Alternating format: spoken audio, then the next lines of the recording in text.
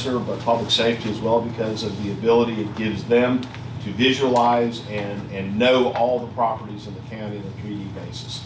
So this upgrades our ability completely. It also allows the assessor to get a better sense for what is on the properties as well. Again, fire rescue, you see for 25-29, that's the fire 5-year for them. As we go through, again, this current year, both expenses we talked about were a fire engine replacement, ambulance replacement, cardiac and respiratory upgrade or replacement to our equipment. I don't need to stress the importance of that. Buying land for the Crozier Fire Station, that money has been allocated for many years. We're just going to look to move on it this year. We discussed with you about the changes in state policy for the pharmacy, where we would have to start purchasing and managing our own drugs. So that's what that fund is in there for as well. Again, turnout gear and staff vehicles as well. Yes, sir. Can I ask you a clarifying question? Sure. So when I'm looking at this, the out years from 26 through 29, is this in addition to what has moved to the operating budget, or is this on top of? It's on top of, right? Yeah, it's right. on top. So everything that's in blue font here has had requests in the outer years, but we've moved them to operating budget. Even though we're doing an engine every year. Those are so large, we're keeping it that. Right. And they got 20-year lifespans versus 5 or things. So a long lifespan is going to generally be in the capital CIP still. And while right now we're buying one every year, the goal would be like every other year. You know, it wouldn't be a actual recurring cost. Once we're up to- Right. Well, at some point, it probably will be a recurring cost at some point. So, all right. Yes, sir. When you say Please. if it's large, tell me, is that $5 million? 100? What is large? Well, it's more a matter of something that is a fixed asset like a brick and mortar building or something that has a long lifespan. Generally, those are going to have to be pricey. So I use that just in the sense that most of the things that we're looking at, like a fire truck, an ambulance, have a large cost attached to it. Others, like, Crozier Station 2, that's a lot of money, but we're only going to do that one time. And so that stays in the capital side because it's a one-time expense. Fire suppression equipment will be something we do on a regular basis to upgrade and keep it. So it's a 5-year depreciation schedule. If it's longer than 5 years, then it's not. I would turn over to the accountants for what our depreciation. Okay, I'm just trying to figure out what's going to wind up. Like, the engine will depreciate over a longer period than a 20 car. years. Yeah. Okay, sheriff's cruiser, 5. That'd be 5 years. Okay, so 5 is the magic number. Just trying to get my head For around. most of our vehicles, yes. Okay, all right, thanks. All right, move on. Again, general services, we went over a backhoe for the Western Convenience Center. The one we have there is, I think, from the 90s, and the recurring repair costs alone for it are such that you're in the 5 figures every year to keep it up and running. Again, the county vehicle replacements, those are just the vehicles that we get. We generally keep a car at least 10 years in the county fleet, so that's about maybe 2 to 3 cars a year that we would be replacing there. The facilities life cycle, that's because again that's an annual broken window, got to fix some carpet squares, HVAC guys got to come to make it. Every year we're going to spend that kind of money on our buildings, so we're going to move that into operating from CIP. Security improvements, replacement, again every year we put money for security to either again upgrade our system or to replace cameras, things like that.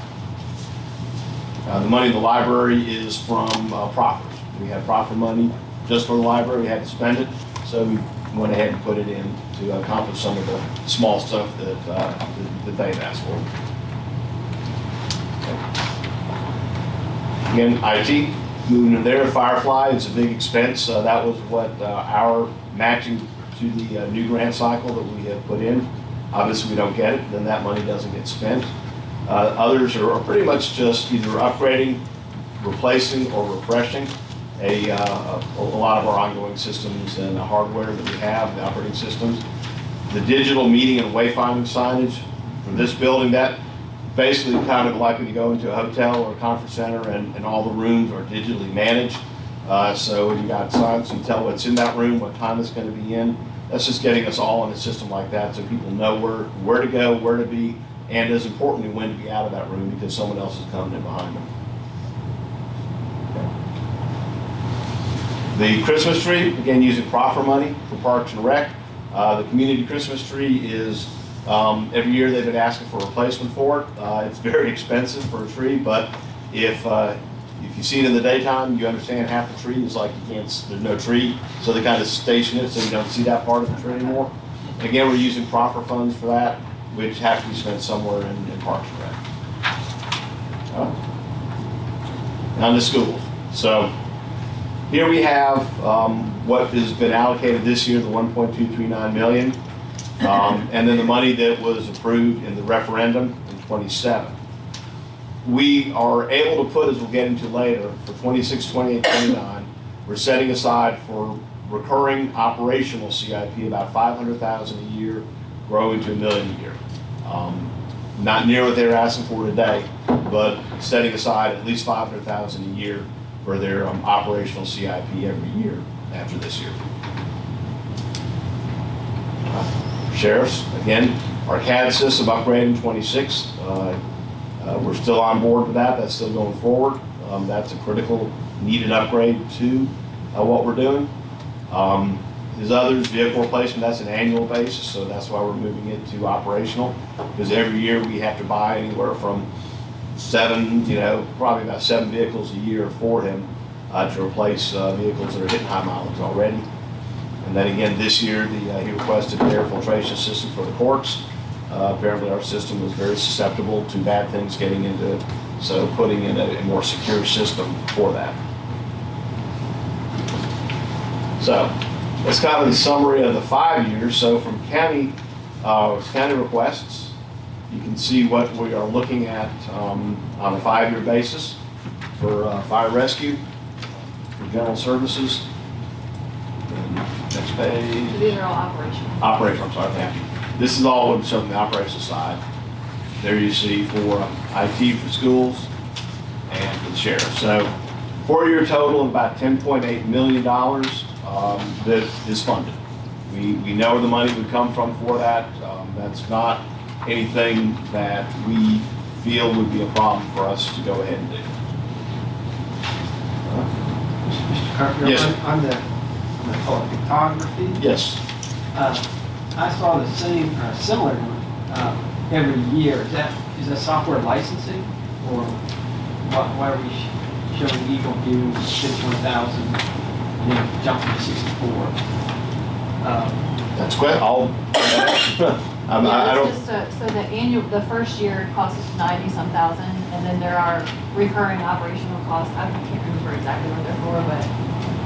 We have to see essentially licenses and everything. 60,000. Since it would be used by public safety, more people would be using that software because that would be part of it, but I'll get a better breakdown for you. Okay. 69,000 to get it makes sense, but then it's like, whoa. Yeah. Every year, it's like, I want to be in that business.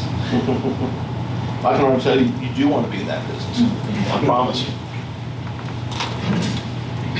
Yeah. So moving into utilities. Again, utilities, as you know, is self-sustaining. So all of its revenues are generated internally. This is a current request. Of course, we've already talked about the ground storage tank for next year for him. These are the other expenses he sees coming in. Again, it's balanced. We're very comfortable with the money will be there to handle it. But his 5-year CIP is about 20 million, of which again 13 million of it is next year, 10 million of it being the ground storage tank and pump station there in Ridgefield. Mr. Carpenter, what's the Sandy Hook main loop? Sandy Hook main loop. Matt? That's a VDOT. Yeah, good question. That's a VDOT betterment. So that's for a 12-inch water line to go along with the Fairground Road Extension project whenever VDOT needs that money. So that's what we have set aside. I don't know if Austin wants to speak to the timing of that, but essentially VDOT will design and build that water line for us, and we'll supply the cash for the cost of that line. Okay. Just clarification, the utilities is self-funded. Yes, sir. And so that $20,568,000 is going to come from user fees. It'll come either from user fees, or if it's a TCSD project, will come out of TCSD funds. Yeah. Which come out of user fees. I'll clarify that a little bit further. So the capital improvement projects, those would be funded from our capital improvement fund, which comes from a connection fees from the development. So every, connection to the system, homeowner, commercial development, whatever pays a connection fee, that's what funds the CIP.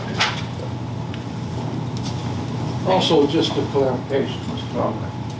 When you've done the budget, it includes everything, including the CIP. Yes, sir. And then you have the operational side of it, which has its elements, and then the CIP side of it, which has the elements which you've just gone through.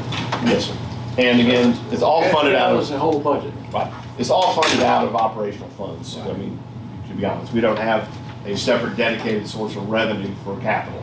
So everything we see, with the exception of utilities, comes from taxpayers paying taxes and fees to the county, and then whatever's left over carried forward to the next year as part of our transfer into the CIP fund. So can we talk about that for a second? Absolutely. Because we've got sort of a shift in philosophy a little bit. We've moved some stuff more to the operating budget, but we don't. So you start off your presentation with excess funds that manage the CIP. We don't actually earmark things for it. So how do we? In the previous meeting today, we talked about things going wrong and schools shutting down potentially. How do we avoid that? So it seems to me we assume a lot of risk in being able to get things that are critical done if our revenues don't come in as projected. So how do we manage that? Sure. Well, the first answer to that is we are blessed with a very, very strong reserve fund. And our reserves are well over what we need to operate the county. Part of that is because our philosophy in maintaining the triple lends to having enough in reserves to handle unexpected things without it affecting our ability to operate or do other things that are critical. So maintaining that strong fund balance is what allows us to be able to do that. So if we had, again, what's our fund balance? It's in the tens of millions of dollars total fund balance, and our unallocated unassigned is pretty significantly strong. So we could fix or handle anything that unanticipated came our way within reason. And another thing is, unless it's an operational repair where it's day to day, let's say a tornado came and took out a school, we have insurance. So the insurance is going to pick up a big part of that too. So we're not going to have to necessarily spend $50 million to replace that school. We'll have to spend something. But that's why we have insurance on all our buildings, on our vehicles. So whenever a vehicle is wrecked, there's an insurance settlement that comes to us. And then we replace the vehicle if it's not drivable after that. And that offsets part of the cost to us. So that's another part of the equation, is we have insurance to cover those unexpected, unanticipated needs. And then, so we could say then that making this shift to move more recurring expenses that may arguably be capital improvements to an operational reduces our exposure if revenues don't come in, because they're already more accounted for in an operational. That's correct, because we fund operational first. We make sure the county can run, and then we see. Also, again, it puts into the CIP projects that are more similar. There's not much in common with a fire truck and replacing a window. So they're more similar projects. It's also easier when you talk about CIP to have projects that are of a nature that is going to be very long term. Again, that's the idea of CIP, is it's your capital. And so they're all going to be much more attuned to that kind of a project. So as we look at how we fund, and part of the discussion maybe today or ongoing, is that one of our limiting factors in CIP is that we don't have a dedicated revenue source. So by getting our CIP projects so that they're more aligned and equal to each other, then that maybe lets us start looking at our true CIP needs and see, okay, how are we going to pay for these? Now, as we look at 5, 10, 20 years, and our 5-year CIP is in the tens of millions, our 25 is in the hundreds of millions. So that's more apples to apples when we talk about where we're going with how we're gonna handle these projects. Do you think at some point we would visit how we fund the CIP? I expect us to, we need to, absolutely. Can you share what that looks like? Well, in a couple ways. One of the ways that would look like is that we would dedicate actual revenue to go into a CIP fund. And that could be, capital reserve fund. It could either be just saying, we're gonna take out of, the first cut we do out of our revenue is to take this much and put it over there. And then we gotta run the county with whatever's left. Second way is to dedicate pennies. So we're gonna dedicate 1 penny, 2 pennies, 3 pennies, 5 pennies into a CIP fund. That goes into a separate fund where it's only available for CIP projects. The third is we look at doing bond projects in the future. That would be another way to look at that. And again, that would go into a dedicated fund for those projects. So at the end of the day, it's only one of two things that happen. We either find the money or we don't build the projects. And so the decision of building projects is obviously, in some cases, it's operational, others it's going to be policy. How we fund the projects then becomes the question. And right now, as you'll see, we've got a 5-year CIP funded. We are comfortable in telling the board that absent anything really weird happening, we can fund these projects. Now, as we heard the schools this morning, this does not fund all their projects. It doesn't fund all the county projects, but we cut projects out. Staff got together last week and went back through and removed projects, backed them up in years, whatever, so that we could have a balanced CIP for the county. What we are able to put aside for the schools isn't close to what they're asking for. And that's part of the conversation we're gonna have to be having, if not in the near term and in the midterm, is where's that money gonna come from? Because we're talking millions more than staff feels we will have available to us. And either the projects don't get built or we find the money. And if we find the money, do we find it from existing revenues and reprioritize where we're spending our money, or find new revenues? So, well, find new revenue. And all those are doable. I mean, the reality of it right now is that staff has been operating on some guiding sense of public safety was first priority, education second priority, then others falling in behind that. So this budget is built with the concept of public safety was the first priority. And so public safety was addressed differently. Now if education becomes a similar priority, okay, now they're equal. So now we start looking at how we fund projects a little differently, because that maybe moves some public safety down and some education up. If education became the priority and public safety secondary, then that would shift. But right now, that's kind of what the guiding philosophy was in the budget. And so a shift in philosophy can free up money that is currently going in other directions as well.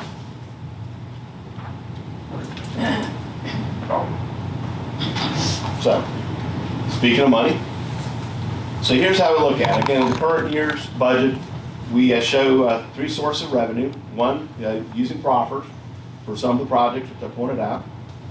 CIP fund balance, money that has already been set aside, like the $400,000 for Crozier, that was set aside in previous years, and then transfer from the general fund into it.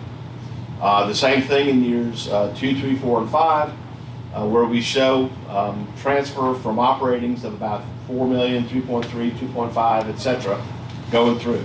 So the CIP that we're presenting today, if you look under operating funds, that balances up. That is what we anticipate the transfer from operating funds is needed to be in order to fund what we're requesting.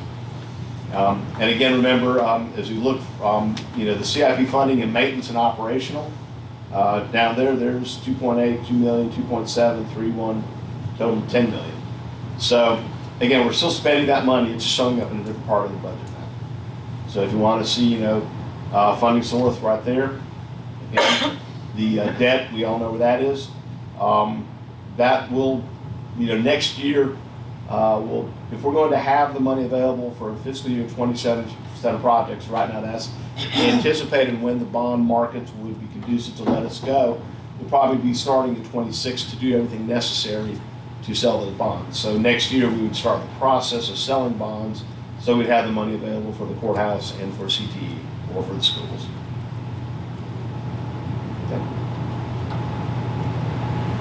So these are where we see funding coming from.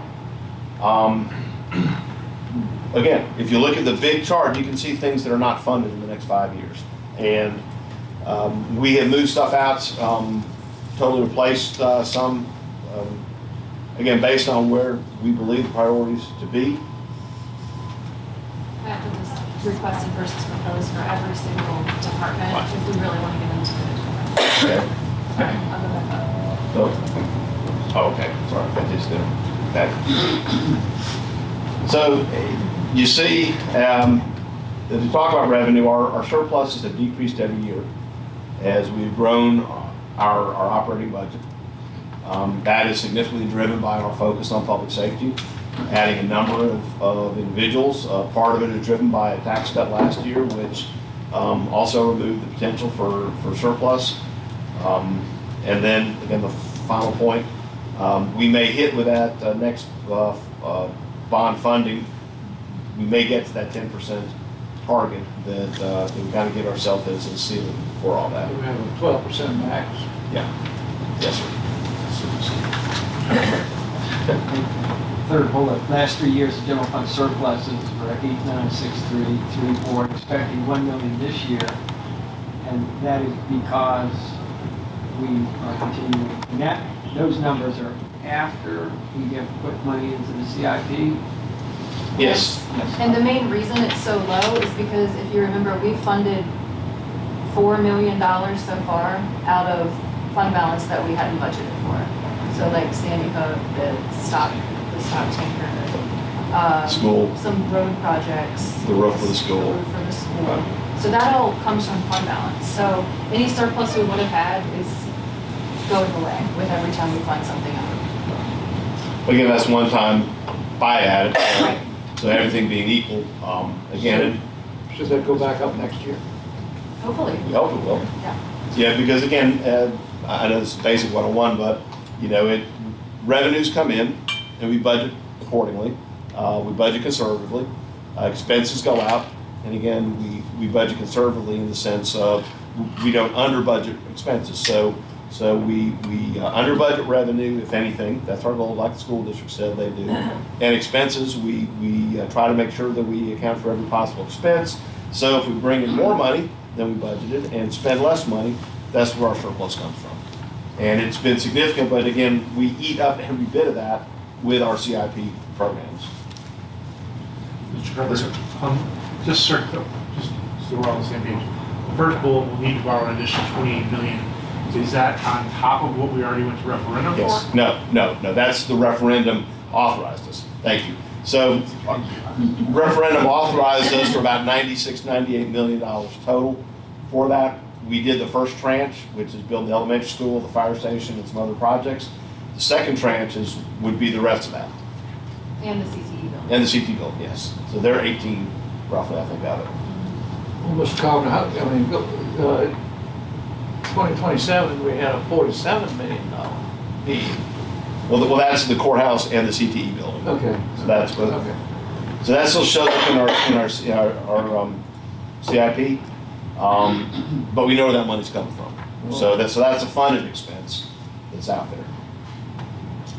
So, in probably not, we're using a couple of different places here.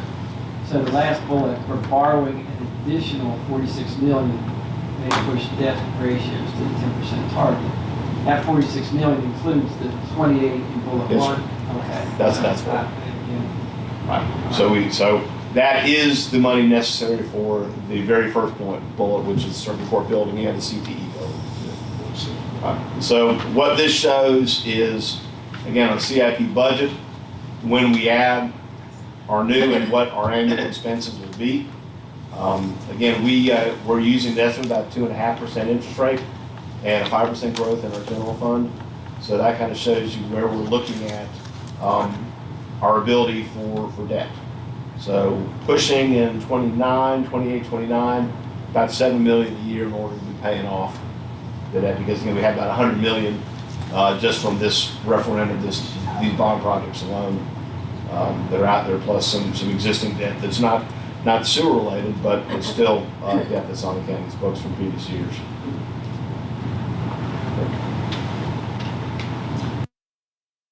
Just wanted to bring up something to you go back a slide. So, I'm gonna get this wrong, so correct me. That blue line is existing debt service, which is mostly Tuckahoe Creek, right? No, It's not TCFC? no. No, that would be debt which we had like in 2019, and this is all general fund. Okay. So Tuckahoe Creek Utilities have their own spreadsheet based on their revenue generation, of course, and it all comes from the Tuckahoe Creek Sewer Service District, Okay. pays for theirs. See, I told you I was gonna get it wrong. Yeah, I'm glad you asked. Very wrong. All right.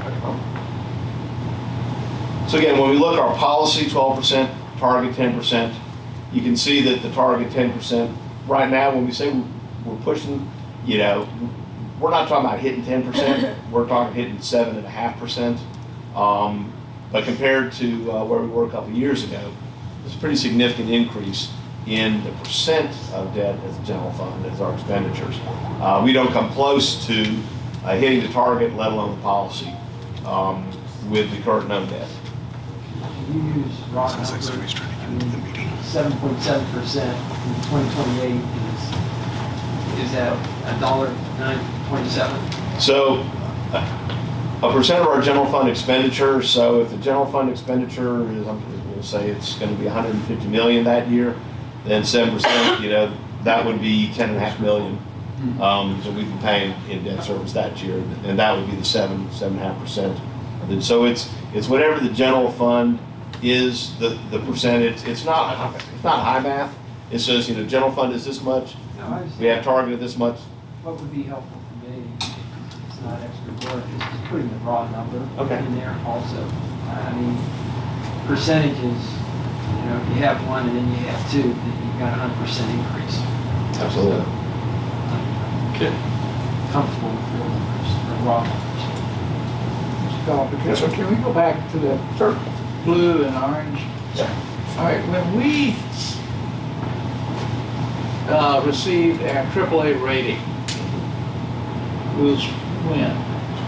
Our last one was 21. All right, so 21. All right, so if we look at that, we'll have $2 million in debt at that point. Now, we're talking. That's debt service. That's not the amount of debt, that's the I debt mean, debt service. service, okay, all right, but that equates to amount of debt. It's a percentage of the debt, but I guess you could look at a chart that has a total debt, but this will, for this purpose, is what I'm talking about. So when we get up to $7 million of debt Mhm. service, does that jeopardize our triple rating? In other words, if we get to a 10% debt, which is a target, does it jeopardize our AAA rating? It should. We looked at that from a standpoint Great of, question. And the reason why it shouldn't is because we received the AAA credit rating with all the credit rating agencies knowing that our policy was to target no more than so 10%. they were aware of our target. They were very aware of the target. That was part of all the materials prepared. In us getting the bonds, this was all part of that. They issued the AAA for the bond rating, knowing that we had a target of 10% and we weren't going to probably get close to it. But even if we did, that's a very low target. I'm just wondering, we should visit that with, Well- just That's one of the policy questions that we're going to have to work on. Is just that. Should we take more advantage of debt if we can handle some of these critical needs that we're saying right now we don't know where we can fund, if it's not going to affect our AAA credit rating? Same thing. You know, do we look at our fund balances and do we have too much money sitting in there that could be used better somewhere else? Those are two very critical questions that are part of the discussion which we're going to have. So, because we've got a good bit of money sitting in the bank right now, and right now it's making great interest. So I'm saying, yeah, let's not spend it tomorrow while we're bringing in good interest. But having said that, it's people's money and it's sitting in the bank account somewhere when it could be. In your pockets. Yeah, well, but maybe inflation is yes, sir. passing whatever Or we're roofs on bringing in schools, or fire trucks, or buildings. Or in your pockets. Or in their pocket, yes, sir, absolutely. So we do plan on visiting one of our policies that is really restrictive as far as how much money our available funds, like our assigned and unassigned. We have a 60% target right now, which is really high. 60% for, 60% of your annual operating expenses. yes. Our policy right now requires us to hold 60% of our expenses in our fund balance. Yes. Just to It's an emergency. That's high. Rainy day, Right. emergency, whatever. It's much higher than most counties. That's to keep with our credit rating. Taught But that was helps. enough to build a school, I'm saying, enough to build a school is what I've been mentored. Well, if we went to zero, it would be. Now, we're not suggesting we would ever go anywhere close, I don't think we could build a school with what we have in reserve, based on what the last school cost.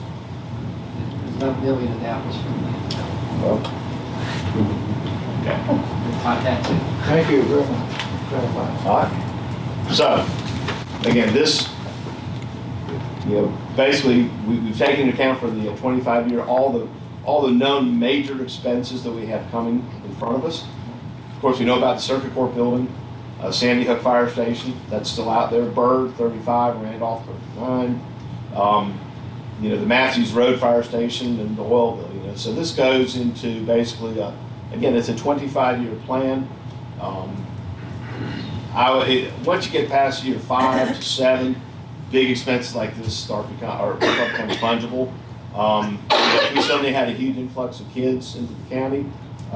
Randolph Elementary may have to move up years in case, because it will be about 100 years old at that point. Now, a lot of people have gone to school in 100-year-old buildings. I did. But having said that, it's, just, so these things can move up and down based on the circumstances of what we're dealing with. So the budget will be in front of course, the public on April 2nd, April 16th for the adoption. So we just wanted again to kind of go back over and show what we're requesting for this current year and proposing as well. You back there, yeah. Yeah. So the total proposed, I'm seeing, I'm sorry, I see now requested and proposed, because I see the 69,000 there for Eagle View twice, and I was like, I caught up, I'm with you now, thank you. So big Right. expenditures and airplane flying over and. Yeah, but a different kind of camera and then the software that allows you to kind of take the image, flip it, rotate it, look at it from all angles. So if you look here, you can see where, some of the requested were not proposed in the budget. Brush truck replacement was requested, for example. And kind of going on down in that. Fire, training center upgrades was requested but not put in. And you can see as we go through other departments as well, total general services requested about 2.3, we're proposing 1.8 for the current budget. Parks and Rec 185, proposing 90, and IT, schools. Again, they of course they requested, Schools is off. that's. They were- But we see their future requests there. Sheriff. So, kind of sum it up. Again, we have in front of us a 5-year CIP that is funded based on what we have available to us. It does not meet all our needs. We had to take projects out, but for this year and the next 4 years, we feel comfortable that the money is here to cover the projects that we show. Again, to reflect back to the morning session, we do not have the money in there the school district is proposing or requesting, but there is money in there to go towards their operational CIP needs as well. I would like to begin work with the board and 2x2s and others to start working on some of these issues over where we're going in our future. We're not going to solve anything in the next 6 weeks, but for the next year, begin the discussion process of this because we're on a not sustainable course of our revenues meeting our expenses based on the way we're currently budgeting.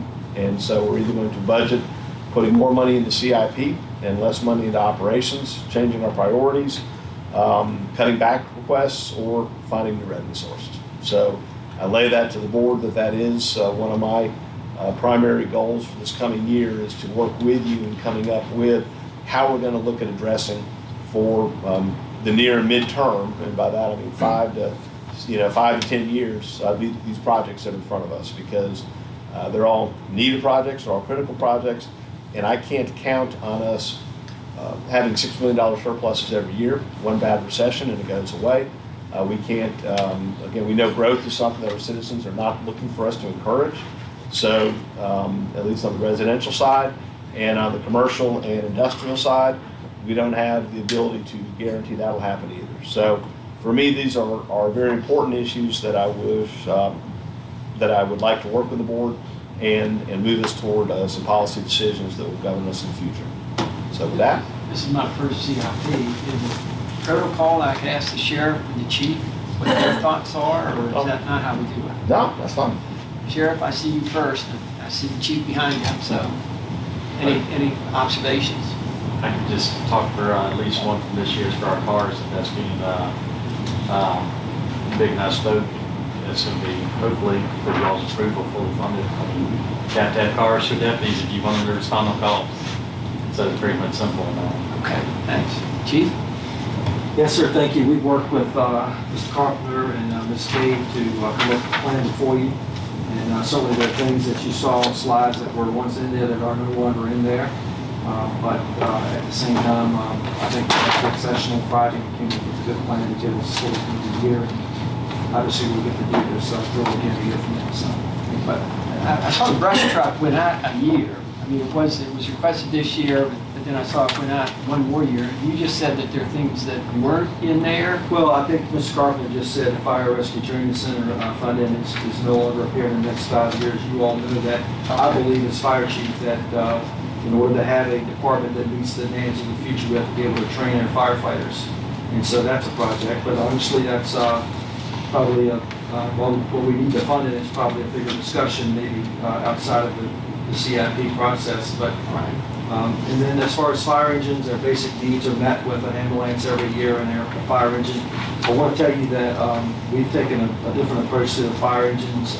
Instead of ordering a custom vehicle, we're going to do our best to buy a stock vehicle that was once referred to as a demonstrator. It's brand new, never had been owned, but a vehicle that will be more economical, but accomplish the same types of things. The way the inflation has ran rampant through the fire industry, fire engine apparatus industry, it's hard to pay for what you bought a ladder truck for 5 years ago that an engine was costing now. So we're looking at that, trying to save some money there as well.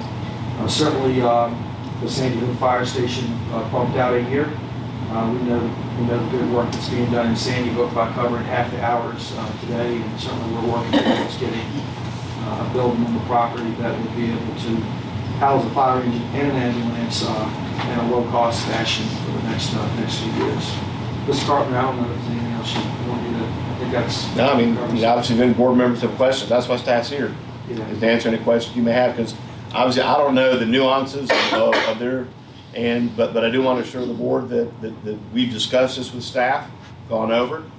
If staff had any critical reasons why something had to be in, then it's in there, and we found some other place to move things out.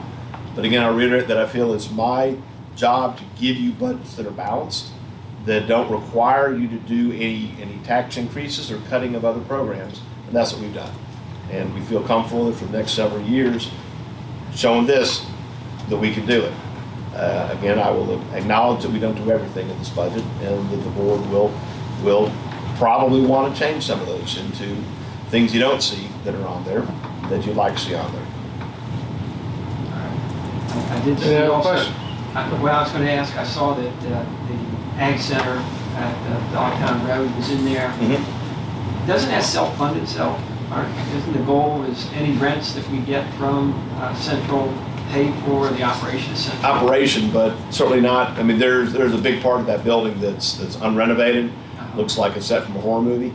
And so at some point, it's already a building that is oversubscribed. The parking lots are not ADA compliant. They're not anywhere near big enough to handle the programs we have right now.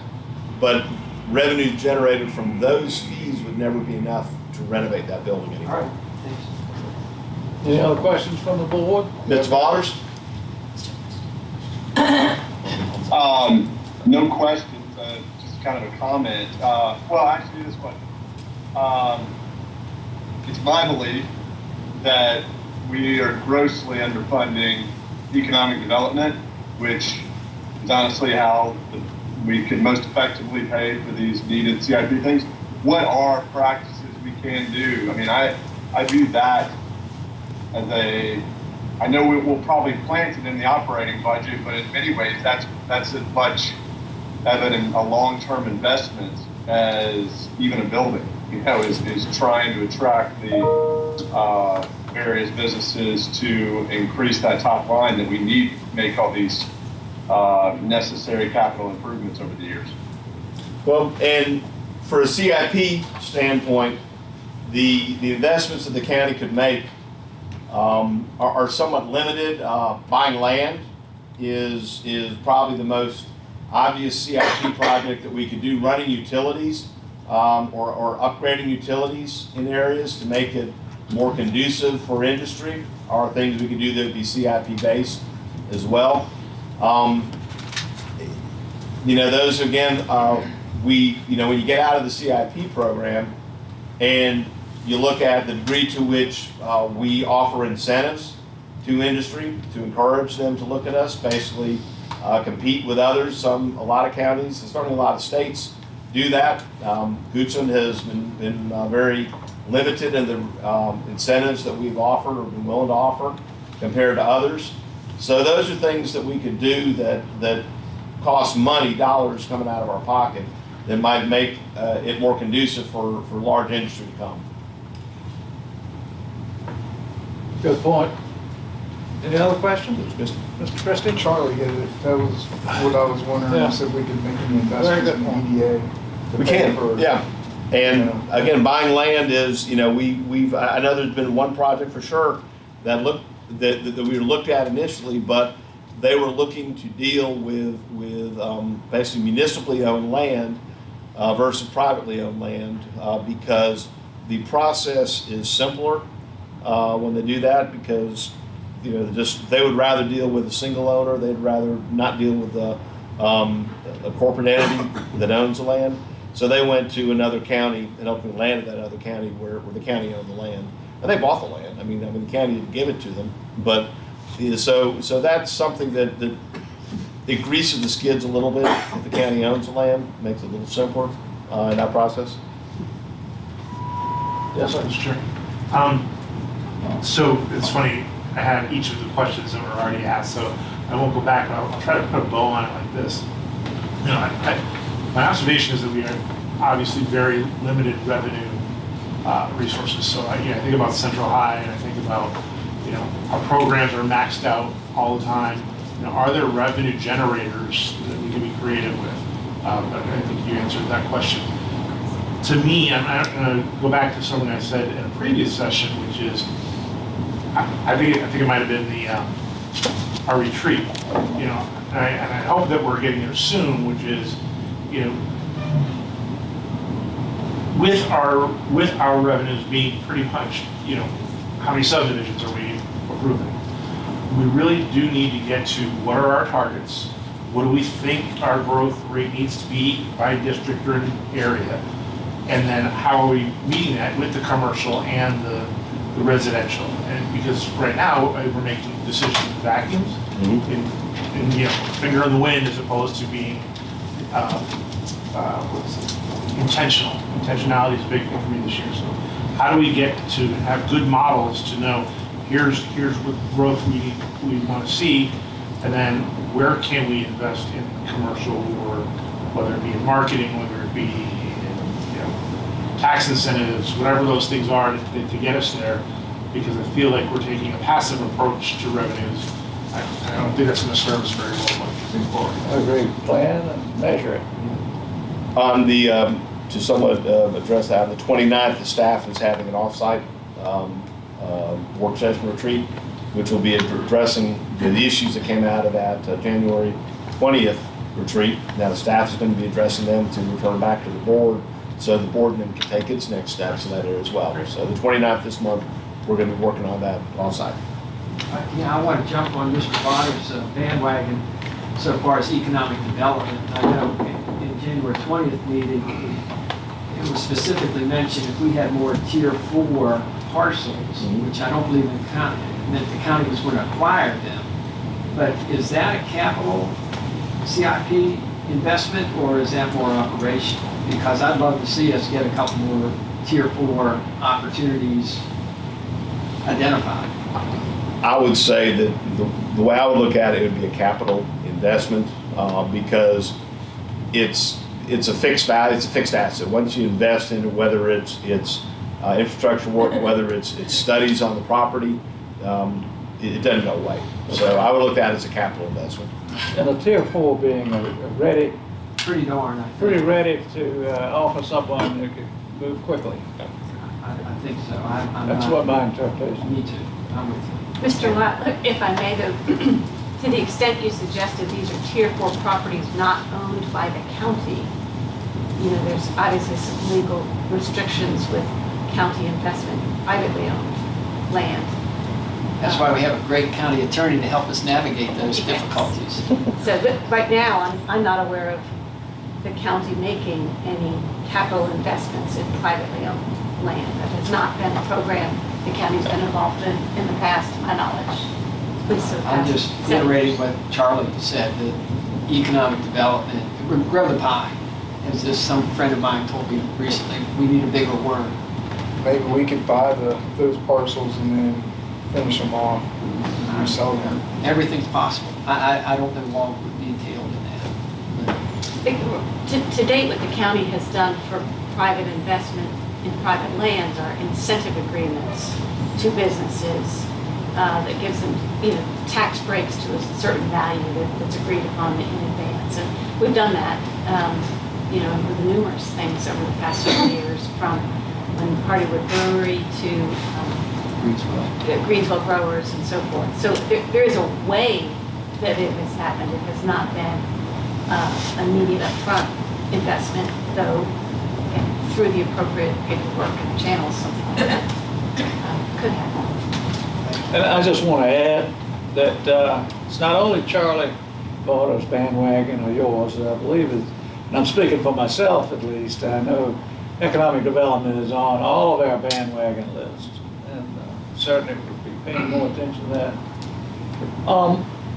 Before we go into citizen comment, I just want to say, you guys have done a great job. I mean, it's quite obvious, it's a very meticulous process. All the divisions have weighed in on this, and a lot of work has gone into it. And we're not shooting a whole lot of holes in what you've produced here. So I commend you all for a great product. I think it's a good budget. You know, I'm not saying it's perfect, but nothing is. Nothing is. Thank you. Any further? Let's open it up for citizen comment. Any citizens want to step forward and express themselves at this juncture? Seeing none, I'm gonna close the citizen comment period. That was nice. No. Short and sweet. No further business? Transportation. We're going to transportation next? Yeah. So we're not gonna adjourn? Yeah, I'm sorry. I got so caught up in this, you know, Austin didn't know to go. I've got lots of paper. Hey, Austin, Thank I'm you ready to for, cut you out of thank there. you. Short my day. That's all right. Austin. Nope, you go straight here. Unless we need a break. I think I'm all right. Again. Sorry about that, Austin. I'm just so excited. Is it in the same presentation? I think I put did they get merged or? I haven't done anything if you put it in there. It's in the BOS PowerPoint. Yep.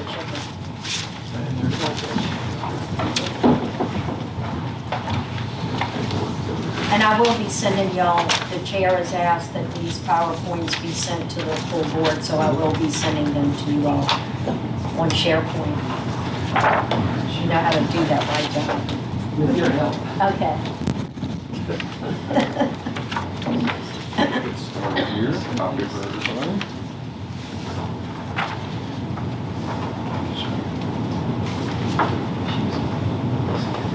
Do you have one for me?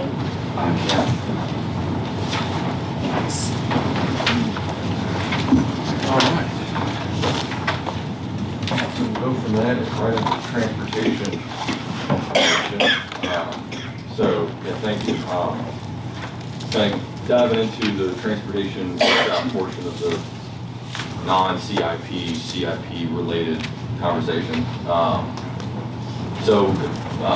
about current efforts, kind of the big projects that are underway right now. We applied for a significant amount of money in the fall of 2023 and the summer of 2023. We'll talk about how those applications fell out for funding, some successes, and where we fell short. How those successes and the projects that may have fallen short, how they all kind of fold into what I've built, which is a draft 6-year plan. VDOT has a 6-year plan, so I kind of dug the goose of the 6-year plan and took a deeper dive into some of our projects, kind of look at the funding that are on those. Filling in the gaps of that 6-year plan, we need to start planning ahead. That's one thing about transportation is we're always kind of looking forward. So kind of give an overview for the board on the 2-year funding cycle that I have to work through to chase all of these dollars that I'm going to talk about.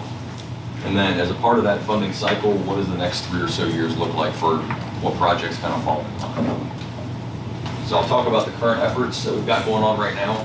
So the big one, the county's #1 transportation priority is the Ashland Road interchange. The study, the interchange access report, is currently underway. There was a very successful public survey that was in November. We got a lot of good responses from that. VDOT and the consultant went through. We got over 400 responses and total comments to that survey, which per VDOT is comparable to Henrico County putting out a study, Chesterfield, counties that have a lot more people. So there was a lot of engaged citizenry in that area, folks that drive through it from several different counties. So we were fortunate to get that. And what VDOT and the consultant are doing with that currently is taking those responses, analyzing them, kind of grouping them, and then looking at, okay, is there anything we're missing that may already be, or not already be a part of the scope? Are there a lot of comments that we may already be addressing as a part of the scope for the improvement? So that's kind of underway now. Preliminary engineering, so the actual design of that, what that interchange is going to look like, is going to kick off once the IAR is concluded. But what we are getting out of the interchange access report is essentially a 10% design. We're going to get kind of a high-level schematic as far as what the interchange is going to look like. We're going to understand, at least start to understand, the limits of construction, how much of Ashland Road may have a median, where the signals may be located, and so on. So we're looking forward to getting that. We are hopefully going to be submitting the access report to FHWA in the April timeframe. So next month, it's coming up very quickly. So we have to submit for their concurrence, given that it is a federal facility. Construction for the entire interchange is scheduled to start in June of 2028. Very tentative schedule, but that is what is on the docket right now. And that would push a completion into late 2031. It's going to take a significant amount of time to get that project built. So that's going to be late 2031 completion. Any questions on that project? It's 400 responses. What type of question? Was it a questionnaire? It was a kind of multifaceted survey. It had some general questions as far as how often do you travel this area, where do you live in the county, what times do you travel it, and then kind of open-ended questions where you filled in a text box, like what are the problems you see. And then there were also questions with multiple choice selections where do you see the following issues, and then they would list 6 or 7 or maybe even 10 types of issues or benefits we could get out of a new interchange, and the citizen could select, I want to see these things, or I'm currently experiencing these types of issues.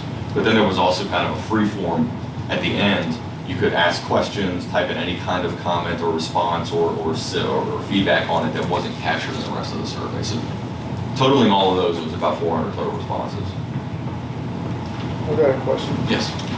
So once the construction starts, what is it going to look like? Or is it going down to one lane, or is it? So there's no definitive maintenance of traffic plan to date. The hope is the new bridge probably comes first. We utilize that in the existing bridge to shift traffic as needed to keep it 2 lanes certainly throughout the entirety of that construction. That's certainly the hope as I have those discussions kind of at a very high level with VDOT right now. Okay. Any questions?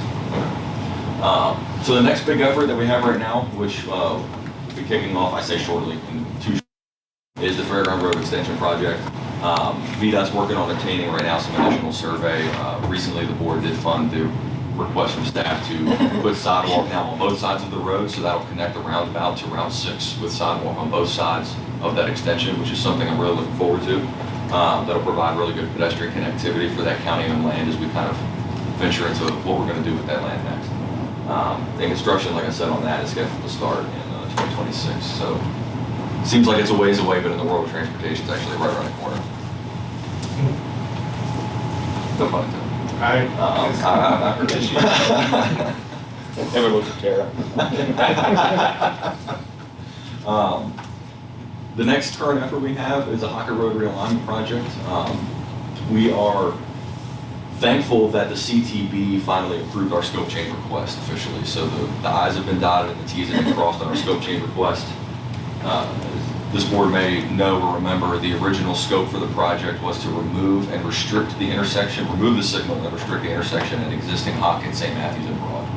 It caused a lot of concerns from the citizens, a lot of questions from the board and so on. So we did have a long conversation with VDOT, multiple conversations with them and some staff over there to what are the options? Do we look at removing the signal? Do we look at reconfiguring that intersection in some way?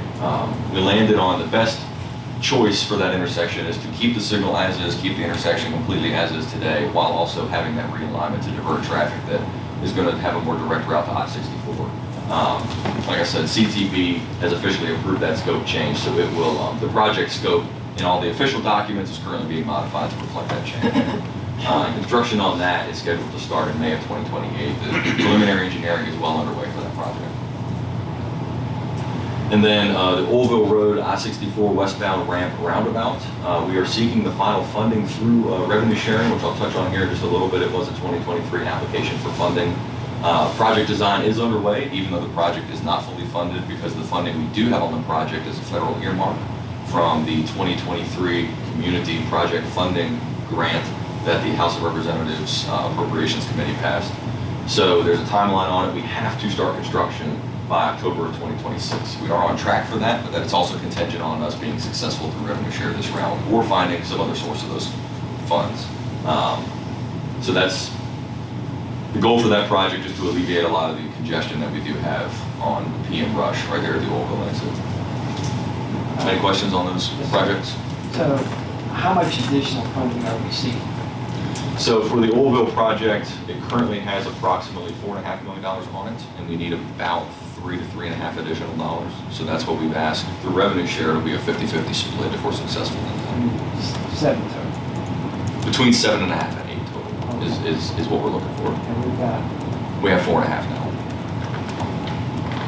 Any other questions? I have one. Yes. Would we be thinking that the match on the revenue share would come from CBTA funds? So partially, yes. There's, on the whiteboard in my office, I can kind of have it doodled out. Part of that will be CBTA, some profit dollars involved. There's various ways. I think there's also some assigned fund balance. I'll certainly give to Carla when that time comes to look at fully funding the match request for that revenue share. So a total of $8 million for that project. Yes. Roughly four is available. Correct. So we have $4 million. Are we gonna have to, do we revenue share on half of the remaining or all the remaining four? It's half of the remaining. Half of the remaining? Correct. That's what I thought.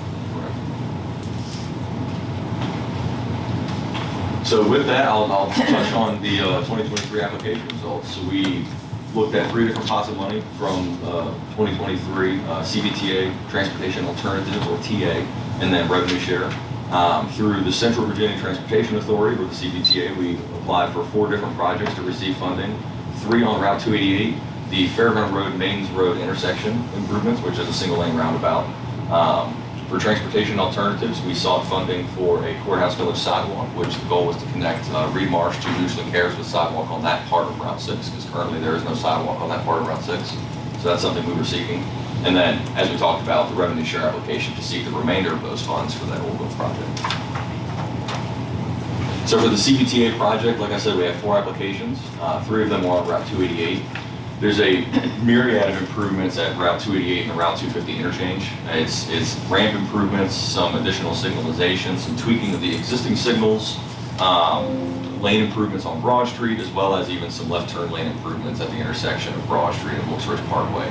All that's to make the math and the modeling work so that way cars are able to get off of Route 288 better instead of queuing onto Route 288 trying to head east into Shore on Broad Street. That was awarded $7.5 million, and the goal for that is we're planning on leveraging that $7.5 million for smart scale funds to seek the rest through that mechanism. The same goes for the Route 288 southbound auxiliary lane. That project is a full lane widening from US 250 on Route 288 all the way to Tuckahoe Creek Parkway. So for that portion of Route 288, it would be 3 lanes in the southbound direction, which would certainly help, certainly with your Capital One and your CarMax congestion that we do see in the AM and PM peak.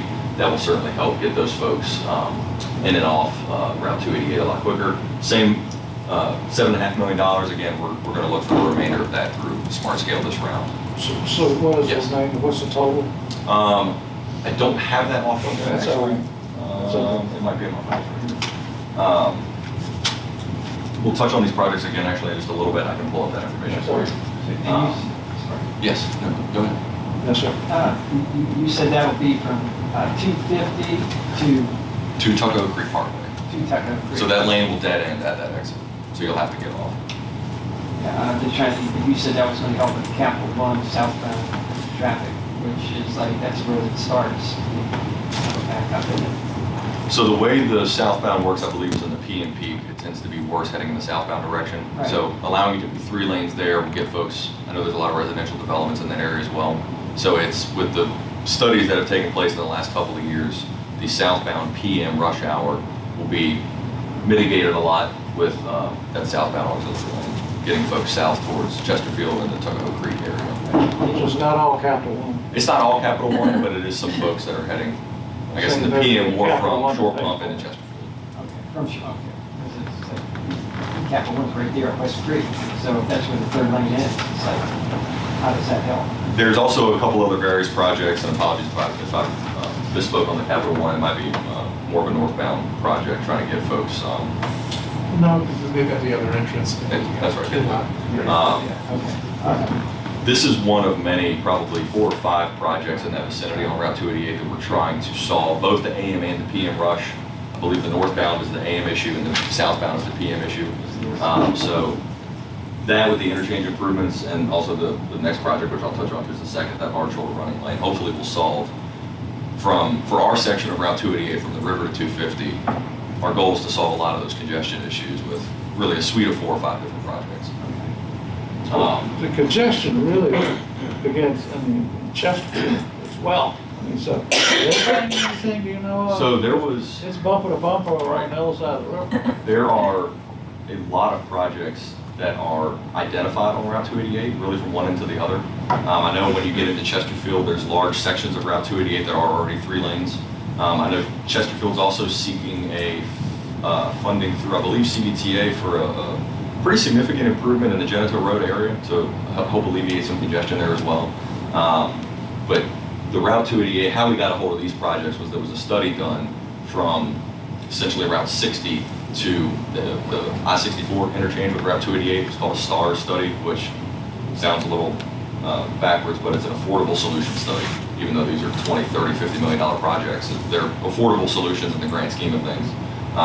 So we were able to identify those projects out of that study, which was, I believe, 2018. It all helped. Right, and then I know Chesterfield did a study for essentially their portion, the southern portion of Route 288, to look at the same kind of affordable lens on how we can better improve congestion on Route 288. So the third Route 288 project is that hard shoulder running lane that I mentioned. So what we're doing there is there's an underway project in the northbound direction, which adds a lane on the shoulder for rush hour only. It's going to be gate controlled with signage overhead, the red X, the green arrow to tell you when the lane is open for traffic and when it's not. So this would be the sister project to that. Like I said, the northbound is underway now. It was partially funded through CDTA and Smart Scale. The southbound, it was not awarded additional funds because it is a significantly expensive project. I think this is between $50 and $60 million. We do retain previously awarded $4.9 million through CDTA that we'll use to leverage Smart Scale funds. But the cost for that project is substantial. Is southbound more expensive than northbound? It is significantly more expensive, and part of that is how it's pretty close to double. And a big reason for that we found out is how it interacts with the West Creek interchange. The West Creek ramps kind of add a complexity because the scope of this is a longer part of 288. The northbound was just Route 711 at Powhatan to Route 6. The lane dropped off at Route 6. This will be West Creek to 711. So it's got that additional ramps to contend with, which adds pretty significant cost and maintenance of traffic. So right now, is it dead? What was that? Is it dead in the water right now? No, it's not dead. We're taking that 4.9 million and going through smart scale. At least that's going to be staff recommendation to see how we shake out with that, because it is a lot of money that we're asking for. The data does show that it is a beneficial project. It's definitely got a lot. It scores well in those in the application scoring when they look at the criteria. But it is just it's very expensive. So that's when you do the cost benefit analysis and divide by the cost, it starts to rank a little lower because of that. So if it's not successful this round, we may have to have a conversation with VDOT on bringing some other dollars to the table. Do we chase CVTA? Do we chase some additional dollars to maybe balance out a smart scale application? There's another component of this, which is, the reason this came to us is because there was technology funds, $8 million that the Secretary of Transportation at the time said, we want to try the technology option, and this was a great way to do it. So this was sort of instigated by VDOT for us to carry this project. If the proof of concept on that bridge for the northbound plays out, then we'll make the southbound much more attractive. That's right. And then the fourth project we saw through CBTA this round was actually a full funding ask, so we weren't going to try to leverage through another smart scale or another funding pot. We were asking for the full estimate, was the Fairground Road, Main Road roundabout that I mentioned, and that was not awarded funds through CBTA. Were we the only project, were we the only locality that was, I don't want to say didn't get funds? Because this one was an odd one because, well, it was out of the regional pool, so 35% of the tax we charge to get the money for CBT, 35% competes against other regional projects. As CBT is evolved, it became clear is that a lot of the rural localities don't have options that benefit multiple jurisdictions. So they gave each jurisdiction a project that may not meet the regional requirements, because we had like almost all the roads that we had regional requirements, we already got projects on. So we had this one. That the question to you is, are we the only ones that didn't get that, what we call that, sort of like The wild card. The wild card. So there were, I asked CBTA staff this question, how many were submitted wild cards, and I believe that was 3 total wild card submissions. After all of the back and forth with finance, TAC, and the full body, I believe it may be the only wild card that was not funded. I believe that's how it should be. Okay. That's of note, actually, so pay attention.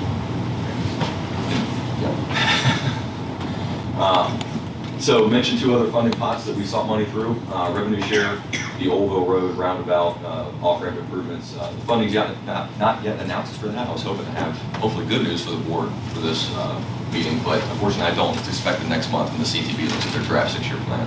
So I'm staying on top of my conversations with our VDOT representative, who will let me know when that's supposed to happen and what meetings and times and things, so I can hopefully find out pretty quickly. But we're cautiously optimistic that it will be fully funded because of the relative low ask as far as what we're asking for in our 50-50 split, and roundabouts are they're a nice project because they're safe. They tend to score well because of that. I've called them kind of the flavor of the month, so to speak, with VDOT and funding applications, because they just tend to score really well. And like I said, we did have a relatively low ask. So I hope to have good news in April. That's the 3.5 million. Correct. So we're asking for about half. We come up with the other half. Correct. And that's where I've got a doodle on my whiteboard in my office where that other half's coming from, or at least where I plan to take it from. Austin's wife is busy doing bake sales. Yeah. I'm passing around a hat later. Yeah, exactly. And then transportation alternatives, we submitted 1 application for that, and what that funding pot really looks at is alternative solutions to transportation, as far as it looks at a lot of bike ped facilities, your non-traditional transportation facilities. So not really road improvements. If they are road improvements, they're geared towards safety or road diet, so removing lanes. We did seek to get funding for a sidewalk, as I mentioned, right here to connect Reed Marsh out to Goochland Cares, because currently that side of Route 6 has no sidewalk, except for right in front of Goochland Cares. It did not score well. It scored 13th out of 17 total projects, and it's not expected to receive funds through that mechanism. And that's, how much is that asked? The total cost estimate, we were asking for the full amount. The total cost estimate was $1.8 million. First one, Approximately 2,500 They short sidewalk. feet of sidewalk. So really, really nice sidewalk. Gold plated. Now, unfortunately, the cost of transportation projects is something that I can't control. VDOT, they've grown. I'll put it that way. Yeah. Austin, Yes. for the Oilville Road roundabout, are we gonna be able to put our input on it if it's a cost share? Like tractor trailers, Mhm. you know, kinda like it to be a little bit bigger than, you know, So- tight. Automatically, it will have to meet certain design standards, and part of that, But I mean, can we kinda beef it up, I guess?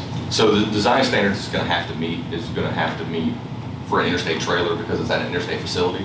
So Okay, the term, it's gonna have to be adequate for a 67-foot trailer, which is an interstate trailer okay, in the transportation design world. So it'll be sized for those to be able to okay, navigate it. okay. You gonna answer the question about how much input we get into VDOT now when we have to put up the funds? 'Cause I noticed you sidestepped that one. Yeah, we have limited, but we try our best to provide input where they ask for it. Little to none. They're all ears.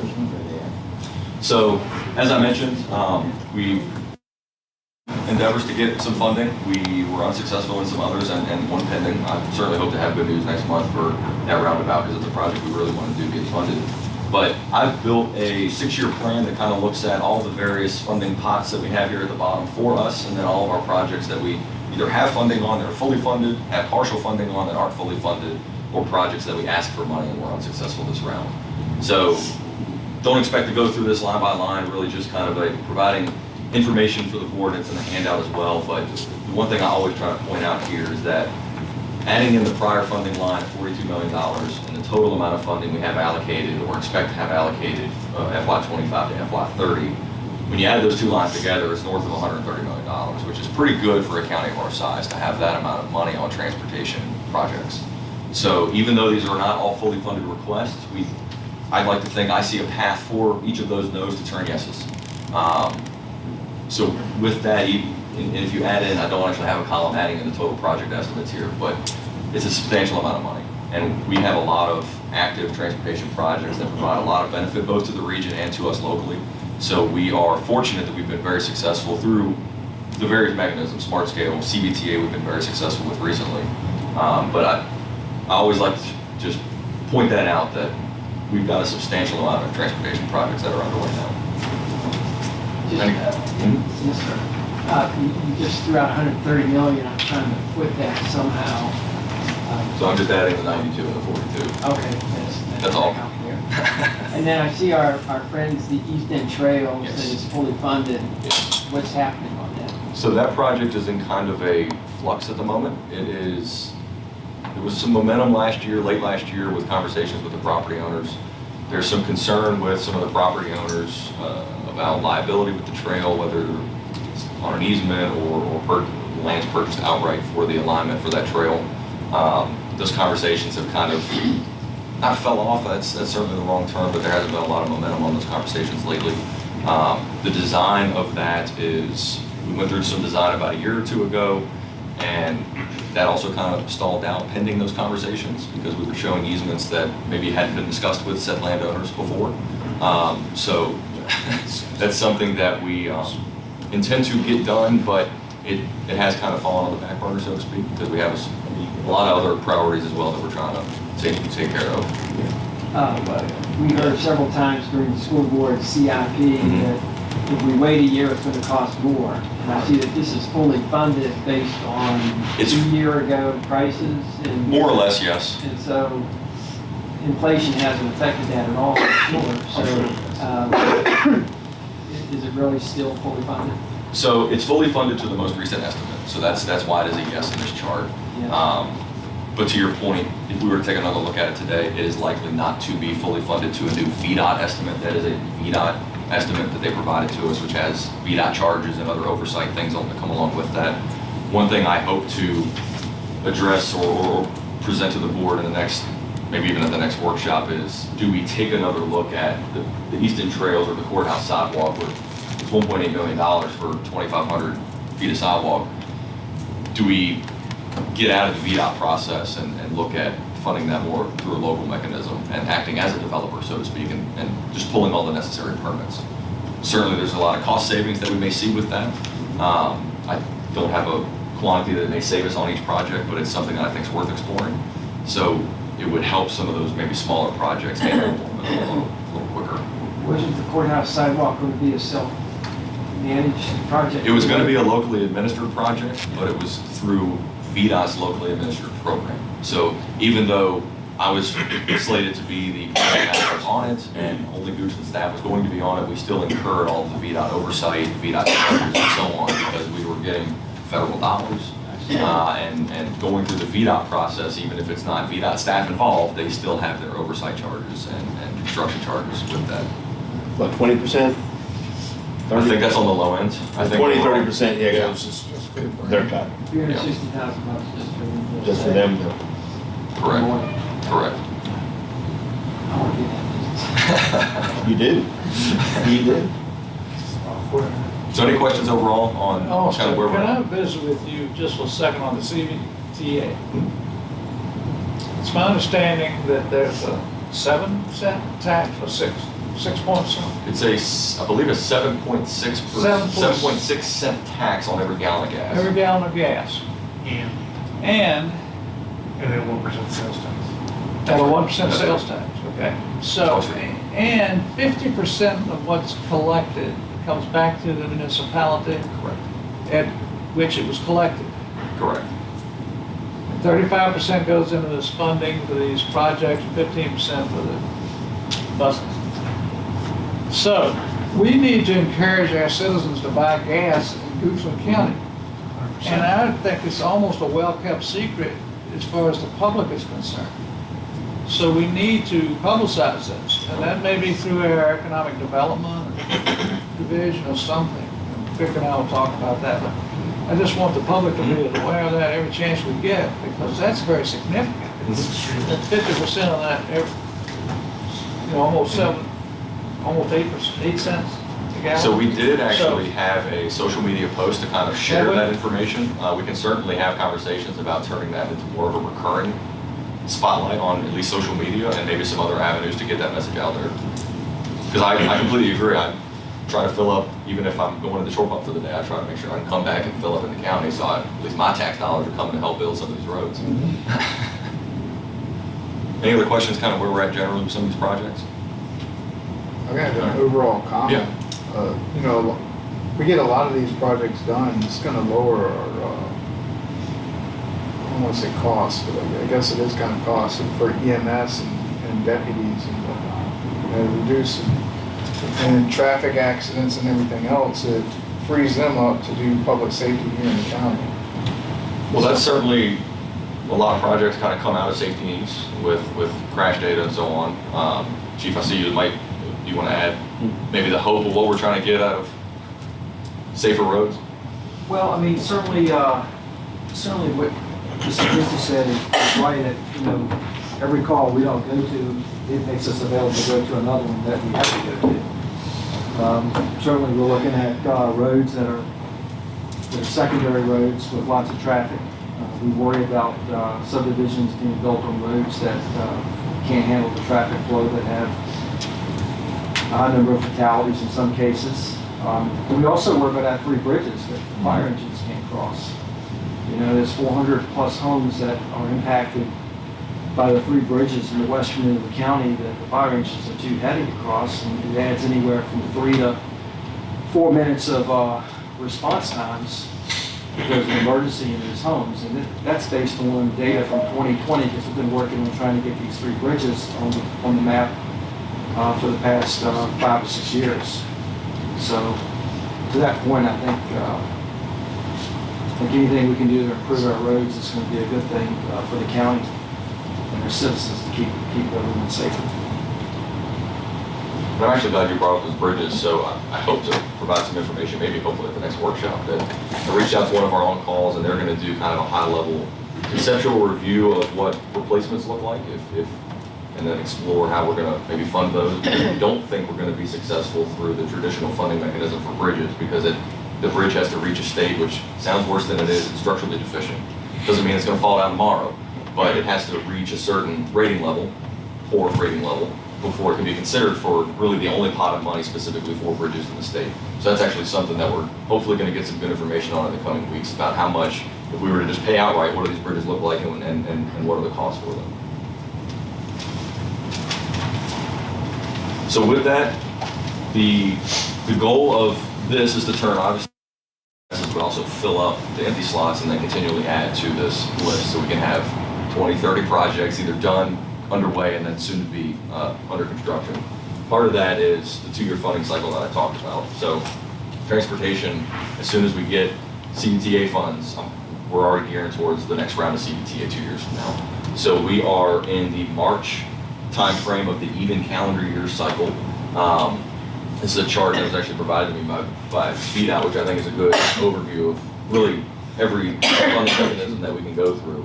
So as you can see in March, and really the entire even year centered around Smart Scale. That's really the only major funding mechanism that's available to localities on even years. So we're currently working through that, and I'll touch on our Smart Scale process and where we're at with some of our projects on the next couple slides. And then in the odd calendar years, we have the CDTA, we've got the revenue share, which we just applied for in 2023, TA for any sidewalk and bike ped facility projects, and so on. So this is the somewhat static, because it doesn't evolve too much, but the ever-changing landscape of funding cycles, because we're always, like I said, we just got CDTA, but we just planned for, and we're going to be working through at the TAC level, what does the next 2 years look like as far as when applications are due and so on. So we're already planning for that. Can you go back one slide? Yes. You had the revenue down there at 5 funding sources. Yes. And so the general fund, that is coming from our CIP, I guess, Mr. Carter? That, yes, so it came from past CIP projects that I couldn't, what's the word I'm looking for? Funding the other way. Yeah. But really, that's funding that was on older projects and funding that. So previous boards allocated Right. those funds for those projects. Okay, so that's allocated but not spent. Correct. Forensic accounting, that's what I was looking for. To figure out where that money came from, I went back and looked at past resolutions. You don't use forensic accounting, that's, let's, And the SSYP, I know Yes. it's an acronym I need to learn. It's the secondary 6-year plan.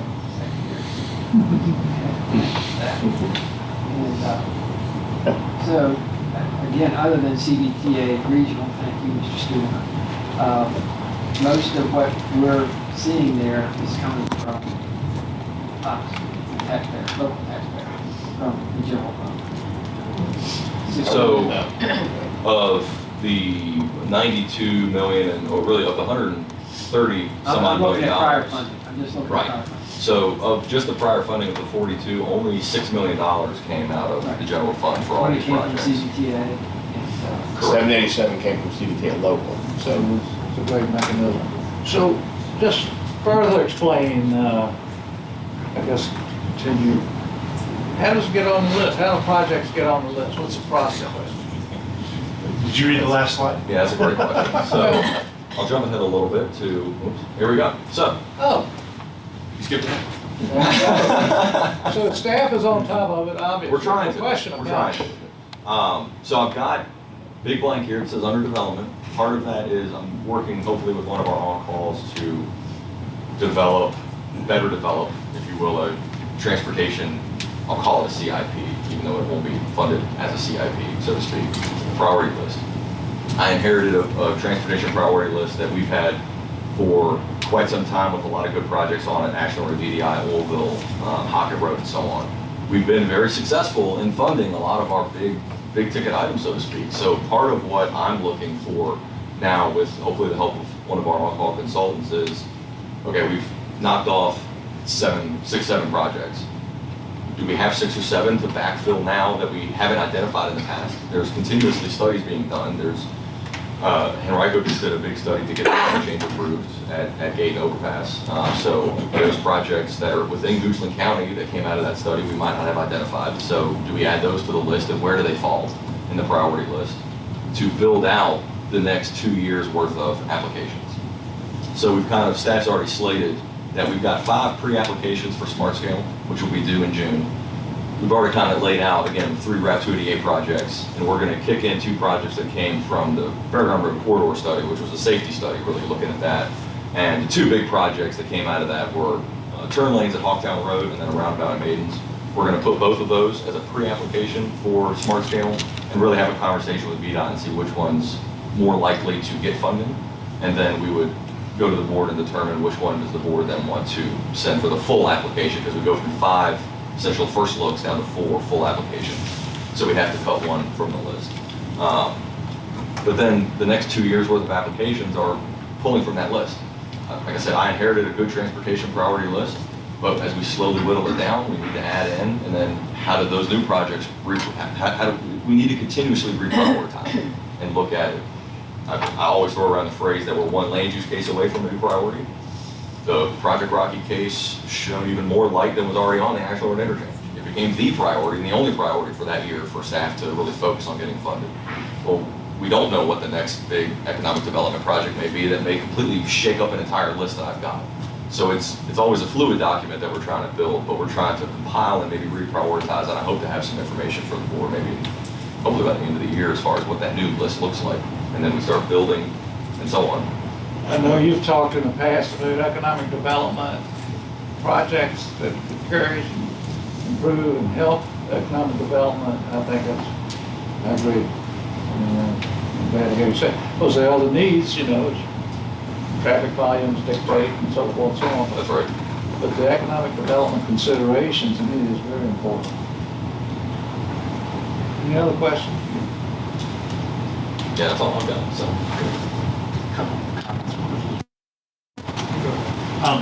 Thanks, Austin, for that. Couple quick things. What is the status of, the status of, I think it's called rural, something with the county roads moving into the state system?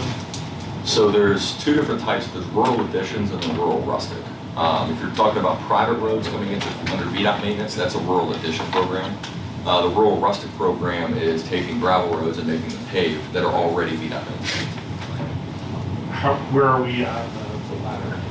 On the rural rustic. Yes. So I actually am due for an update on our next secondary 6-year plan, which is that SSYP. That's There's a, only one more road. we've got a few gravel VDOT roads that are left in the county. The goal is to eventually, I say pave them all, it's not really paving. We're trying to essentially put tar and gravel on and hard surface each VDOT maintained gravel road. We've got the end of Rockcastle Road down from, I think, where Westview is, down to the end of where state maintenance ends there. We just did Ben Lamont. I know there's, I believe part of Elk Island Road is also still a gravel road, but it is under VDOT maintenance, so that would be one that falls under that list. So there's, I think, a total of 5 to 10 total gravel roads that are in VDOT maintenance currently in the county. Our road, I believe, is private. Okay, thank you. So if we could just keep me sure on top of that list. Yep. When we did the study last year, the year before regarding Fairgrounds Road, Yes. obviously the roundabout was a solution that came out of there, but there were also other solutions regarding pavement markings, less, we'll call them less expensive solutions that Right. do benefits. Where are we, do we have plans for any of those recommendations? So the main way that we're trying to get some of those funded and constructed is through development. If there's a development coming along that's going to be doing any road widening, well, we're asking them to consider putting in the edge line rumble strips that were part of that study, any signage, any other striping that may have been a recommendation out of that study. So that's something that we're continuously having conversations with as people seek to rezone a property and develop for whatever use. And then we've continually had conversations with VDOT again out of the SSYP funds is can we essentially earmark some of that for edge line rumble stripping on a certain portion of it that we deem that may have a little more safety hazards than maybe another portion of Fairgrounds Road. So we're always having that conversation. When they did the rumble strips on the center line on Sandy Hook Road, Fairgrounds was supposed to be the second workshop.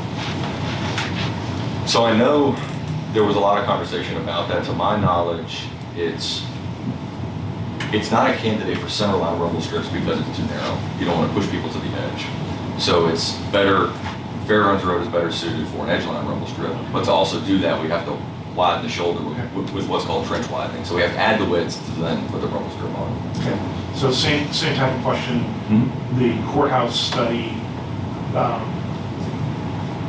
sort of unearthed a bunch of different potential changes. That, so how are we taking these studies and moving them onto lists here? Would be something I'm curious about. So we can just look at that. Absolutely. And the last thing is just for your y'all's edification. So we talked in the last session of the school board about investments and revenue generating, right?